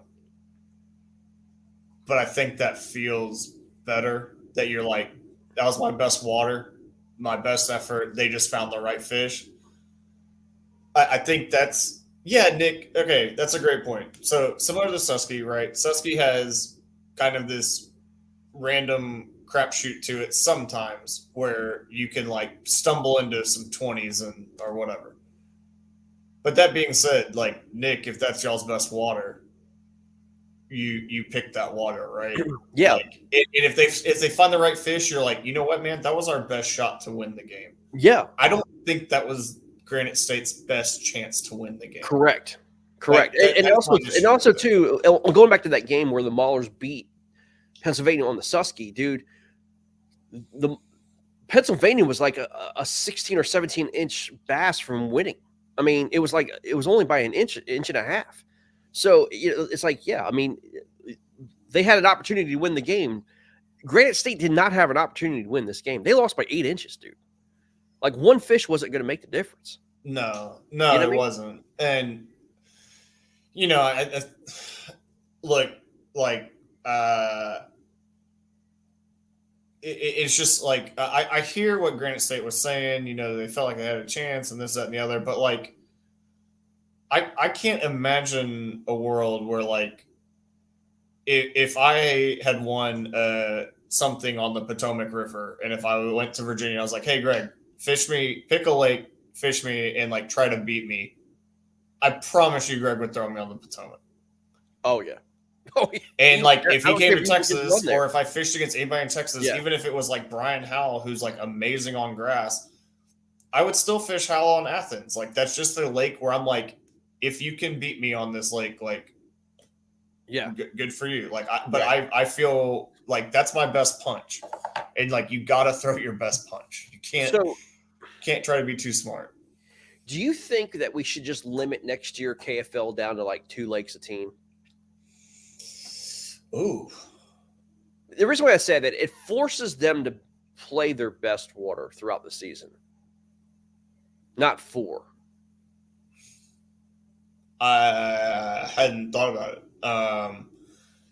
What I said going into this year, which, you have one lake that's your primary and you have one backup just in case it's an emergency. Not putting on freaking people like spread across and then play defense and then, oh, wait a minute, this lake. No, man. You got 2 of your best lakes. Let's go. So what I had brought up before we went into year 2, and Greg and I talked about this a little bit, was my suggestion was that the teams could submit 3 lakes. And we had the right to veto any one of the 3. Or 4 lakes, and we could veto 2 of them. We could accept up to 4, or like, basically we'd give you 2 at a minimum, but we had the right to veto up to 2 with like a lake selection committee, because we have seen time and time again people picking like, oh, we pick like, what is it's Tenor Rock, right? Like, where you get the random draw. Yeah. I hate that. That's I hate it. Yeah, that's gone. And, I hate it. Like, the Swamp Donkeys had Istapoca, right? They had 2 games on there, and none of them caught limits. You know what I mean? Like, and honestly, these guys need to stop picking lakes because one of their anglers is good or they live on that lake. I think of like Lake Darbonne for Louisiana. I mean, Neil DeForest lived on the lake, so they picked that lake because Neil DeForest lived on the lake. Who gives a shit? Who cares? Like, pick good lakes, or rivers. Yeah. I mean, I think we should limit to like 2 or 3. And like you said, like if you submit your lakes, you got to submit them to us. We have to look at them and accept them or not, because I'll be honest with you, man, the lakes that were chosen this year by some of these teams, you got to remember, man, like these visiting teams that come in, they're spending a lot of money to come in. They want to have a good time. They want to freaking catch fish. And if you put them on a trash lake and they're not even catching limits, like what happened to us in New York. That I was going to bring that up. So I mean, no, sorry, man. Yeah, no. for Like, people why that are are we like, fishing? oh, We this- should be fishing Cayuga, dude. yeah, Not freaking, Canisius. yeah. So for the teams or people, watching, and they're like, oh, that's too like controlling this, that, and the other. No, it's like protection for the traveling teams. And Greg, I wasn't gonna make him talk about it, because but for like the Empire, your primary lake needs to be Cayuga. Period. Yeah. Like, that's it. Like, and Motor City does a great job of this. The primary is St. Clair. Like that's good. Like Seminole, whatever, for the Slayers, like if that's their primary, that's fine. If like for the Hammers, if it's Gunnersville, great. But like that's what we want, is that like when these teams go places, they're getting to fish the best fishery. I like this. I could make an argument when teams put guys on 40 miles of water at Neely or Murray, you need to do a lot of breakdown on that much water. So I like you got to limit the size of lakes now too. Well, we would love to if everywhere had lakes like big enough, but like some of the areas have like ponds and stuff like that. And like personally, Bob, I prefer the big water. I want the big water. I want big water. Like, yeah.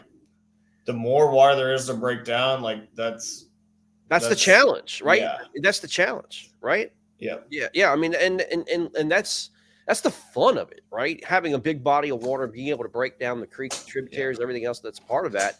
I think that's what makes great fisheries. You know what I mean? Yes. Yeah. And the other part of that is I like lakes that allow all angler types to excel. I'll tell you one thing. Want to we'll go never do offshore? is allow people to just pick a freaking spot in the map and just say, "Here's your radius," and then you can fish anything within that radius. That's bullshit too. Yeah. That will never happen again. If you want to go up a creek, go up a creek. You want to fish main lake points, do that. Like, I like the fisheries that are picked to where it's like, go fish your strengths, best team win. Like, I like those waters. Yep. Same body of water. Same body of water is key. Yeah. Yeah, I agree. But like that was the deal with like Tenor Rock and like some of the like fish one of these 20 ponds kind of stuff. Yeah, I mean, like I said, man, we've learned, man. I mean, again, the thing is, you have to be able to have good experience for both teams, right? Now, I mean, look, the fisheries could be fishing like crap. We get it, man. You can't guarantee fish are going to be caught, everywhere you go. I mean, we have good fisheries up here, and sometimes, dude, it just doesn't happen. You know what I mean? But you have to give the best opportunity for people to catch fish. And, we want people to, I mean, even if they lose, man, I want them to have an experience that, that they enjoyed. You know what I mean? Yeah. I mean, I like what Lauren says. We have to kind of think about this, the double ups, man. The double ups, I think, I'll be honest with you, man. That was a big, like, the whole New York thing is because it was a double up, right? Because the NYKBF was fishing Canisius, so like we're just going to throw them on Canisius. It's the same day. We have 10 anglers now on these teams. There should be no double up crap. You know what I mean? Like, if you guys have a team that wants to go fish an event, then 4 of you guys can go fish that event. If it's not on this body of lake that this game is going to be held on, then your other 4 guys need to kind of hang back. You know what I mean? The double up stuff, because then you're also fighting for more, like the whole Lake Dardanelle thing. I mean, that sucked. I'd rather not have a playoff game at Dardanelle when Hobie's going on, man. Look, I get that, but what I'm going to say, at least this is my point of view, but I don't write rules. I don't decide this stuff. This is my point of view, is that if a national trail comes to your area and it's on one of your lakes, that it's a good body of water, not a local tournament, But a national. it should be. We should schedule around that. Yes, Like us. right. We should schedule around that. We should not. And again, it's a matter of having information, right? We didn't have a lot of information last year, when we did our schedule, but our scheduled date should be nowhere close to all that crap. Yeah, I know what I agreed. mean? I completely agree. I'm just saying, like if Hobie goes to Sussy, and I hope they do again, I think that's a great event. I'm sure for they them. will. Yeah. And Pennsylvania happens to have a game there. I don't want to see those guys not fish the Hobie because that. Yeah. Like I don't want to see that. Like I want the guys fishing KFL if a big national event comes to your area and there's a chance for you to get in that tournament and do well. Like I want to see that. So Yeah, no afternoon games in Florida. We might actually get rid of the afternoon games and just go straight morning. So that's another thing we're talking about too. Because to be honest with you, dude, the afternoon games sucked this year. Dude, man. They were terrible. I mean, they were probably the lowest scoring games we've had. Some of them, yeah. I feel like the Northeast did good in the afternoon when that sun got up high. I feel like that really. I mean, it was like what we were watching with the Mars Granite State when the sun got out, dude. They got on fire, man. Yeah, and another thing too, we've been asked is to expand the time, like from 6:30 to 2:30, or 6 to 2 rather than 6 to 1, and have a 8-hour game rather than a 7-hour game. I don't see a problem with that either. Right? If y'all will catch limits, yes. Yeah. So there's a lot of things that we're kind of looking at, man. I mean, again, we have the ability to change and adjust. And I mean, I think we've talked about it. We're going to kind of get teams. We're going to dwindle down to 24 teams next year, right? I think we've kind of talked about that. We're working on some teams in the Midwest right now, which is exciting. Very. Yeah, I think it's going to be good, man. There's going to be, a lot of changes, man. A lot of good changes. So, by the way, and this is a good point. Mike Marcone said, I like the main one broadcast. Any consideration doing a North broadcast or a South broadcast? Individual streams were good, but a lot of downtime. Just a thought. So that's a great point. We have some thoughts about that. Like, we've been mulling that for quite some time, actually. We talk about BK. We can be upfront and honest. We have kind of looked at this. We're a firm believer that the main broadcast is what's going to be the focus on next year, kind of like we did in year one. Correct. If teams want to put their content out, then why not just GoPro it, right? GoPro it, and then cut up your film and put it out there. You know what I mean? Like, the KFL should not be responsible for the team's content unless it's part of the KFL main broadcast. So if the teams want to get their, games out there, if they want to show what's going on, or if the teams want to broadcast themselves, go right ahead. If not, man, I don't think the KFL is going to force it this year or next year. I think the main broadcast is going to be the main focus, man. Yeah, that's definitely a thing. But in an ideal world, and I think we would really like this from the anglers, we would probably want somebody, at least one guy on a team, running a GoPro. So many people are doing it now anyways. And like Greg said, if you want to make that into your own YouTube content, by all means. But we would kind of like to have clips submitted to us for us to use on KFL tonight. Yeah. KFL tonight we want is content. Yep. We want that content of your catches. And so, especially like on a lake where it's really hard to get service, right? So if a team was on Fork, I'm just using something I know well. Bro, we want to see those 6, 7, 8 pounders being caught. You better have a GoPro running, man. Like, Yeah. we want clips of that. Well, that's the thing. We want to use. promote that stuff, man. Yes. I mean, we don't have the resources, time, or effort to be able to go in and cut all the other stuff that you guys recorded. We want you sending that to us, and it's to your team's benefit to get it to us so we can show all that. You know what I mean? Yeah, Like, just that's what would be 20 awesome. second clip, hook set to catch, your raw emotion, whatever, Yeah. you know, just so that, like, when we're talking about the games, and we can be like, you know,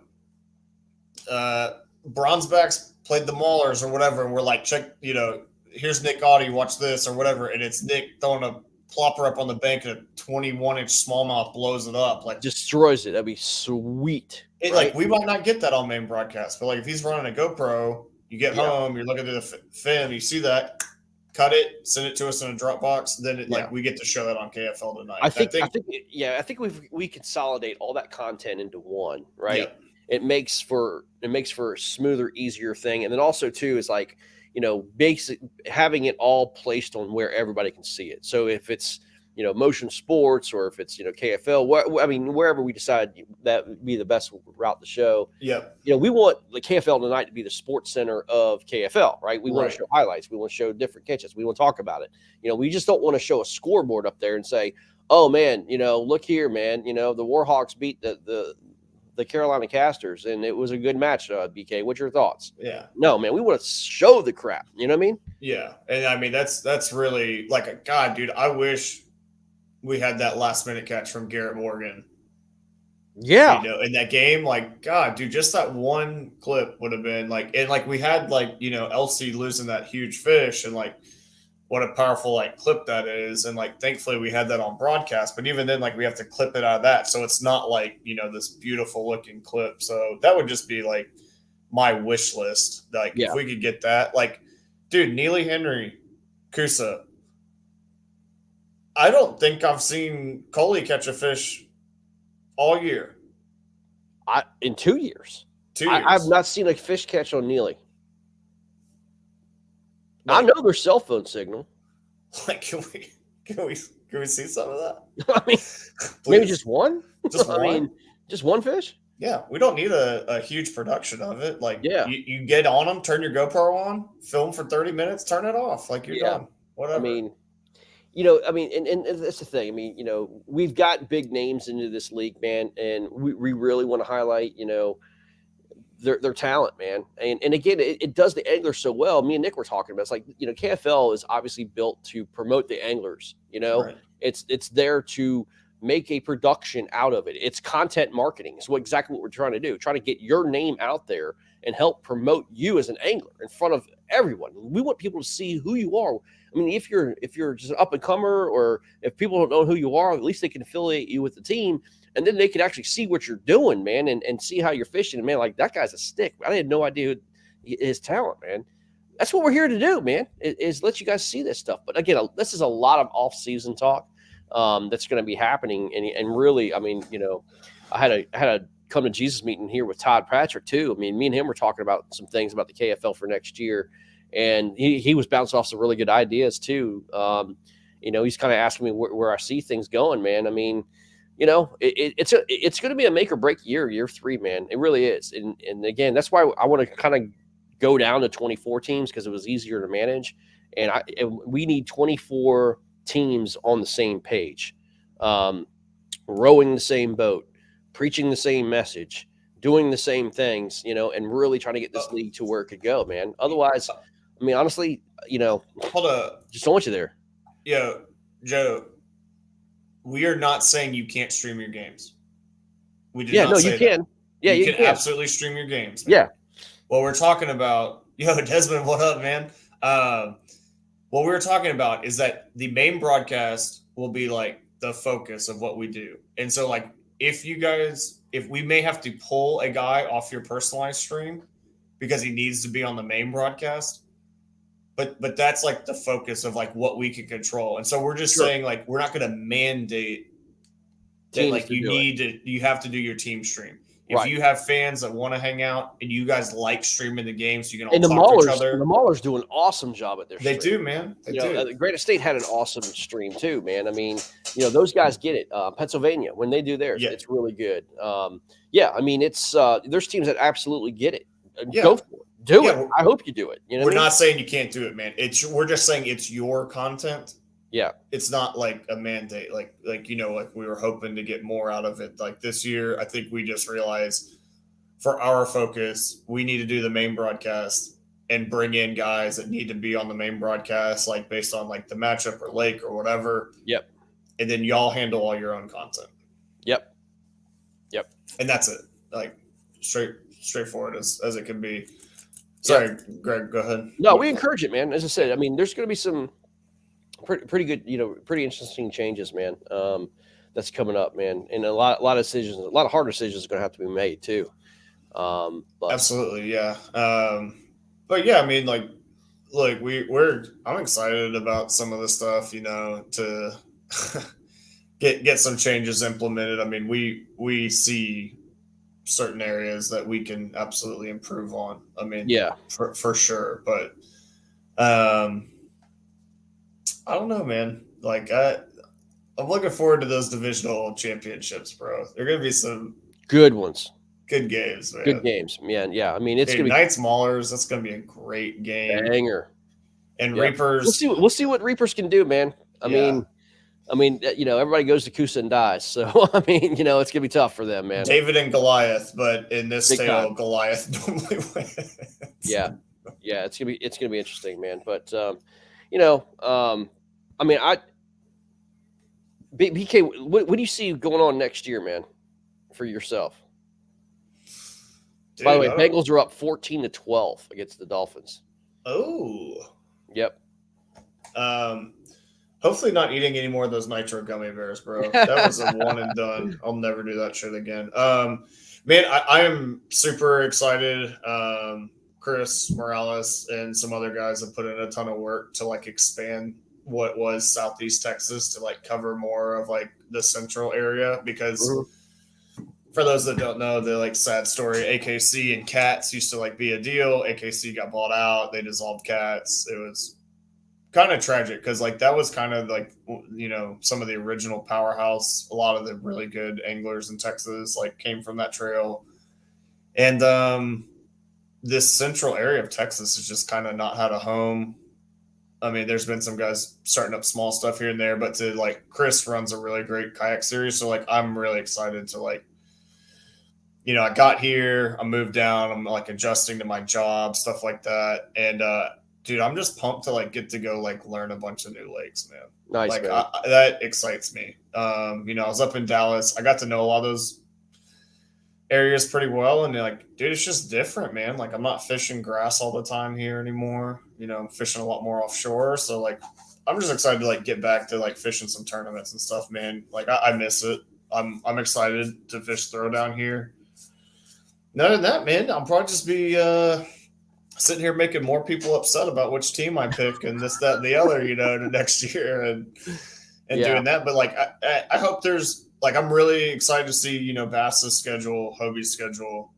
I'd like to make a few more national events. You know, I was really sad. I you know, with everything that happened, I didn't get to fish more tournaments this year because I felt like I was having a pretty strong year starting off anyways. So You were. Yep. but you know, that's just life, man. Yep. And ultimately they're just plastic boat fishing tournaments and there'll be more of them, and I'm just looking forward to doing that. And that's it for me, man. Nice, dude. Nice. Yeah. What about you, man? You gonna Man, I was telling Tyler about it. I mean, like you know what I've got going on behind the scenes, right? Yeah. You know kind of where my thoughts are.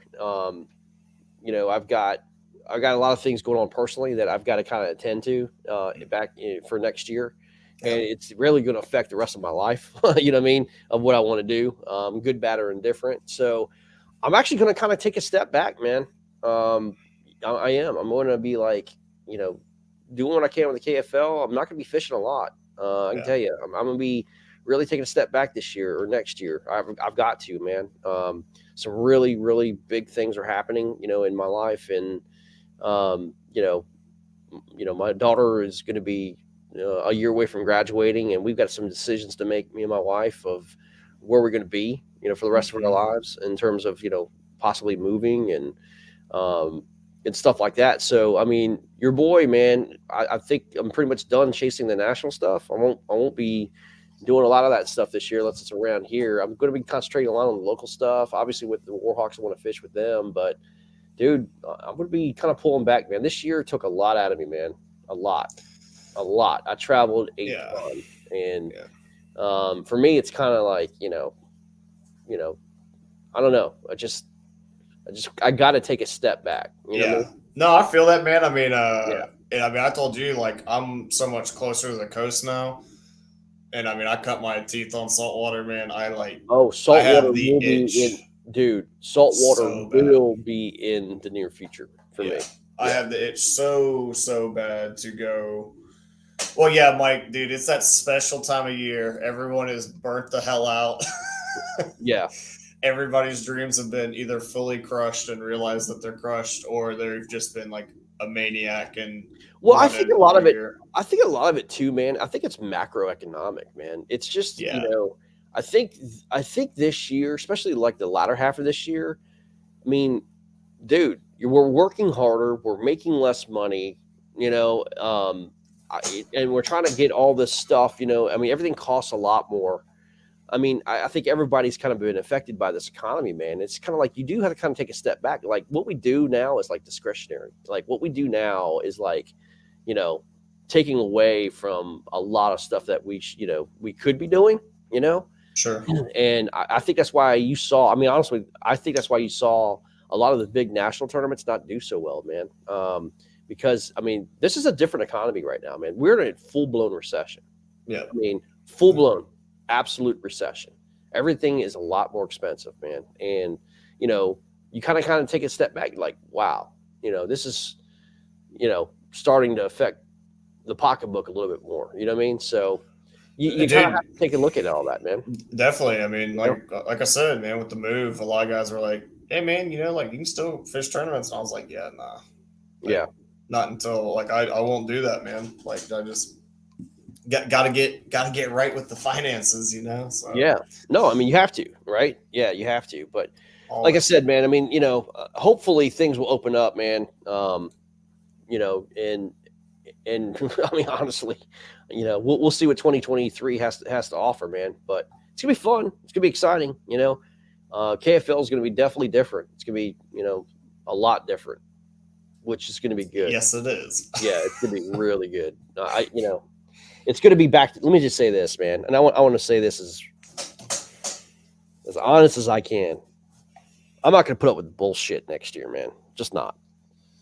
Yeah, well, I mean, that's what burned me out, man. It's just the constant bitching and bullshit on some of these guys. I mean, it's just look, man, like we don't have to have you fish, man. It's like they think that they have to, like they're entitled to fish in the league, and it's just like no, we're not.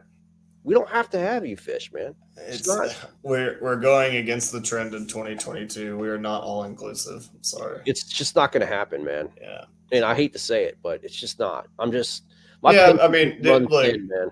There was obviously, yes, some people had some negative, not very helpful attitudes, and that was unfortunate. But we are going to take great steps to alleviate a lot of those headaches. When they say that you can't do that, oh yes, I can. Yeah, well, you know what I mean? Oh yes, I can, and I will. I'm just saying, if they were maybe rules that weren't clear enough, they certainly will be. By the time will be we start next year, buddy. They will be next year for sure. Yeah. So, it is what it is, man. And that's just the reality of it, man. We want it to be fun, and we're gonna make it fun. But I'm not gonna have to freaking hire a committee of Harvard law school students to freaking read our rules book, man. The hell with that, I ain't got time. Nah, man, the simpler the better, actually, in my opinion. But we'll get it sorted, and I'm looking forward to that, man. But I'm mostly that's down the road. I'm excited for Kusa. I'm excited for the Reapers, Maulers, Knights. Like, it's nice to see those guys that, they've been grinding all year, man. They're going to have an opportunity to up that cash a little bit and then get one step closer to the championship, man. Like, Yeah. And I know we're excited to see how that's going to play out. And yeah, dude, the Bears do suck. Thank you, John. You suck, John. You suck. The Bears suck. Get out of here. Yo, John, how's your fantasy football? Yo, team man, I'm doing, sure the homie? Cowboys are great too, man. He's not a Cowboys fan. He's a Cowboys hater, homie. Oh, good, man. Yeah, Good. yeah. The Allen brothers are good on that. They're great for that. Living in Dallas, but breaking it down from the inside. You cannot say this man right here sucks. You can't. Ditka is the man, the myth, the legend. This is the old school Bears Ditka jersey, man. So Ditka. What FF is trash? What is that? Is that fantasy football? Yeah. Yeah. He's We just know. saying it's trash because he sucks. Screw you, Dan Perry. Yeah. And he's a White Sox fan. How can you be a Chicago White Sox fan and not be a Bears fan? You know what I mean? Well, because the White Sox fan, bro. Yeah. Well, No loyalty. yeah, they did real well this year. Yeah, they crushed it. They blew it. Yep. Chef's kiss, man. He Dude, is that's the- all I got, homie. Yeah, You man. got any final thoughts? He screwed the Saints. He screwed the Saints trading the house away for Ricky Williams. Yes, he did. Yeah. Yes, he did. Yeah, It's the greatest. God tier trade. Hey, at least he was smoking a good cigar when he did it. Yeah, my man. Oh my god, that's true. Dan, I'll give you that. He did absolutely. That was the stupidest move ever, for sure. Oh, amazing. But I'm gonna pray for my body and hopefully exercise that gummy bear out of there. That Dude. was- Yeah, you got to definitely do like the half moon yoga pose dude. or the tree, like the squatted tree. Yeah. Williamsburg. Shut up, John. Yeah. You got to do the squatted tree movement. Yeah, I love that Ricky Williams got hit so hard, but if you're knocking out your wife or someone in an elevator, it's pretty But you know cool. what? Listen, was Ricky Williams ahead of his time? He set the trend, man. I mean, he was smoking pot and doing weed before it became really cool and legal. I mean, I think he was a trendsetter, man. Bro, I don't know. I just remember growing up watching that dude run for Texas, and I was like, Jesus He's the Christ. real And then deal. when he was at the Dolphins, that like 53 carry game he had or whatever, I was like, dude, he was crushing it with the Dolphins. God, He was monster, a bro. fantasy machine with the Dolphins. Yeah, bro. Make running backs great again. Yeah. Yeah, man. Well, that's what we're trying to do because we can't pass the ball. So, Hey, man, I'm a Texans fan. We tried to pass the ball versus the Bears and just blew the game. So there Yeah. you go. dude, we ran 293 yards on you last game. Dude, you've seen our defense. 293 yards. That's embarrassing. What's embarrassing is Lamar Jackson loses games when he has 4 touchdowns and like 120 rushing yards and 2 rushing touchdowns. Five touchdowns. Yeah. Yeah, that's embarrassing. It's nuts, man. Yeah. What happened to the Ravens defense, bro? God, dude. They're so hurt. bad. I know, man. They're all but- hurt, man. I mean, I don't know what kind of off-season like program that they have, but they need to fire their strength coach, man, because they suck. Yeah. Facts. Tua Tagovailoa is out with a concussion. Oh. Yep. Teddy Bridgewater's in for the Dolphins, man. Well, dang. I picked the Dolphins to win. You said Bengals, but I didn't know you were going to. I Bengals didn't know you had it rigged to get my boy Tua knocked out. Yeah, but dude, I mean, look, a paper hanger will knock out Tua, man. I mean, the guy's fragile. He's soft, dude. He's soft. Yeah, he's got a big arm, though. Well, it's not accurate. No, said I'm he's kidding. He accurate. does have a big He arm. underthrows the old. Tyreek Hill, man. Yeah, I Yeah. was memeing on that. Dude, he has Waddle, too, bro. His receivers are nasty. Dude, his receivers are nasty. Yep. All right, man. We'll see you later, dude. Later, man. Yeah, man. See you guys.